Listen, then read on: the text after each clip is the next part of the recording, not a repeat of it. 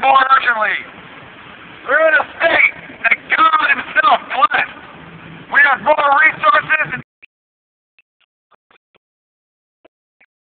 gorgeous economy if we did it right. But instead, we're subjected to high homeless unemployment rates, to high mortgage crisis, to a deathly mortgage crisis. We're the most ripped off people on the planet of the earth, as far as I'm concerned. And it wasn't my fault. It wasn't your fault. It wasn't a guy going 9 to 5. It wasn't his fault. It wasn't the guy providing for his family. It wasn't the guy who was just making money, spending, going to sleep, doing his job. It was something else. It was this invisible hand of inflation. It was this derivative fraud. It was a government being socialist and bailing out the banks. Private gains, public losses. That's not capitalism. That's not what this country was founded on. And now the media wants to call me socialist. Well, the media is six companies who all have the same agenda. Every bit of information that you read and hear has been stroked over, has been edited and controlled. Every bit of information that you have is in light of the government. Well, I'm here to tell you that the internet is the only way for truth. And thank God we have it. And that's what's making this revolution possible. That's right, I said it. The R word. Revolution. Because it's only through the people that this mistake's going to be made. That this mistake's going to be made right and rectified. You think the government's going to give you your money back when you just sit down and let it happen?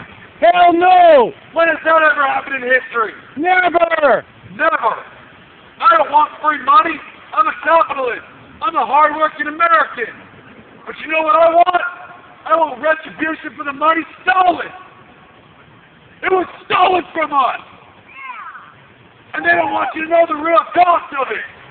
They want you to think that the banks lost property, that the banks lost money.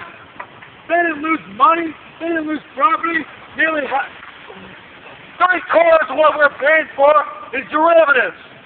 A bet that they lost. When they were funneling all these mortgages up, they wanted to sell them, and they knew that they would fail. So they took insurance out on it. That's where you get AIG. They're an insurance company. And they lost their bet.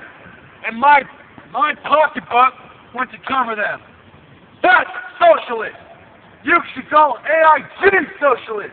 You should call GM socialist. President Bush. Huh? You should call President Bush, that Republican, warmonger, socialist. Dick Cheney's another one that needs to go. He needs to be put on trial for what he's done. Follow the money from the Afghan war. Follow the money from the Iran and Iraq conflict. You'll see it lead straight to Halliburton. I'm speaking about stuff that could get me hurt. Stuff that could go on my permanent record. But I gotta have bravery. I have to have courage. Because I'm an American, and that's what Americans do. They do what's right. In this country, they have made it profitable to keep you sick.